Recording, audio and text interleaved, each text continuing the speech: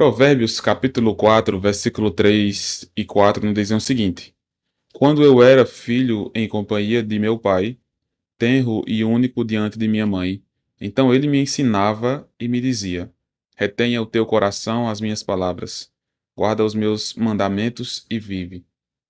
Aqui nós percebemos Salomão falando acerca de como ele lidava em relação aos seus pais e como o conselho dos pais passou para ele e possivelmente passou para o seu filho. Da mesma forma, nós devemos trazer ao nosso coração os bons conselhos que nós recebemos. Perceba que o conselho que ele recebia era: retenha o teu coração as minhas palavras. E aqui a ideia de reter o coração é a ideia de nós, de fato, aplicarmos em nossas vidas, vivermos. É a ação, é a vontade, é o sentimento, é a mente. Coração é tudo isso. Coração não é apenas sentimento, conforme o que a Bíblia nos diz. Coração é justamente as atitudes, as vontades, os sentimentos e a mente. Tudo isso é coração, segundo o que a Bíblia nos diz, na maioria dos seus textos, nos mostra isso.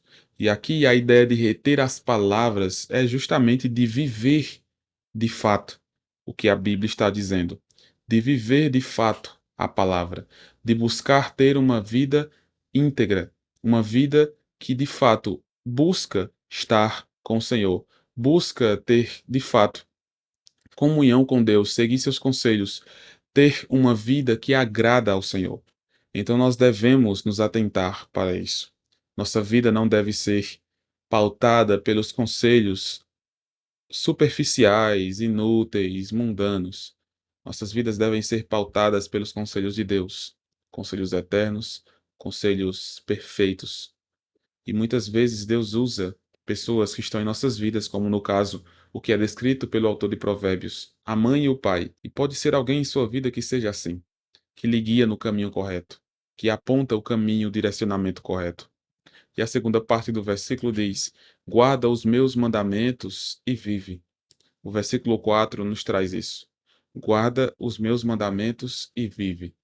Perceba, é uma ideia de nós, de fato, crescermos no Senhor, crescermos na graça de Deus e aplicarmos os seus mandamentos e vivermos de fato com o Senhor.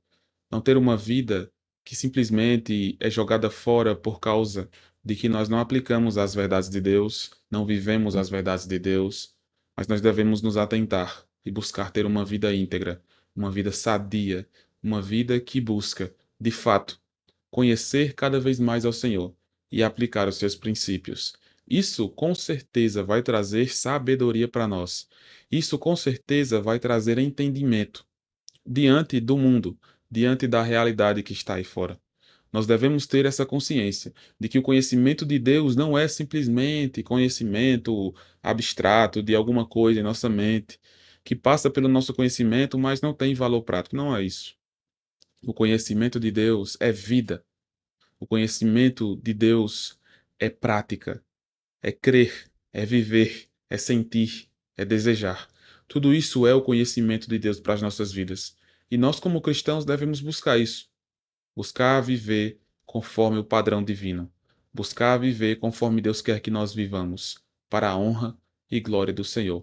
Que Deus possa te abençoar e te dar cada vez mais vontade de servir a Ele. Deus te abençoe.